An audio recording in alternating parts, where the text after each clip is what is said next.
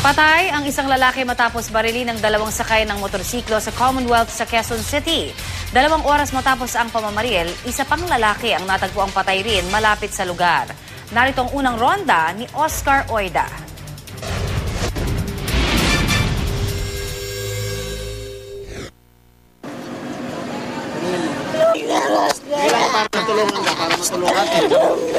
Ano na lang ang sama ng loob ni Gemma Tabadora nang makitang wala ng buhay na katawan ng kanyang mister na si Rodel sa paradahan ng Commonwealth Market sa Quezon City pasado alas 12 ng hating gabi.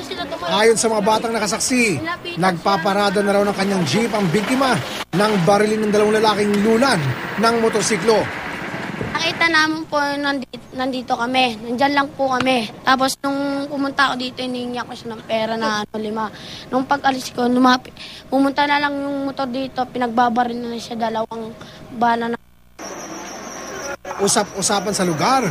Bago ang pangyayari, may nakasagian umanong sasakyan ang biktima.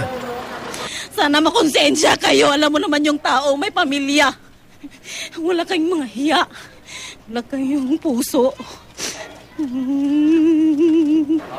Hindi naman gaano mailarawan ang itsura ng mga suspect pagkat ayon sa mga saksi, Nakatakip sila na panyo. 2 sila. Tapos nakaitim na jacket.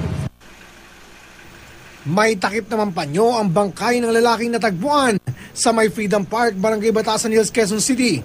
Di kalayuan sa unang crime scene.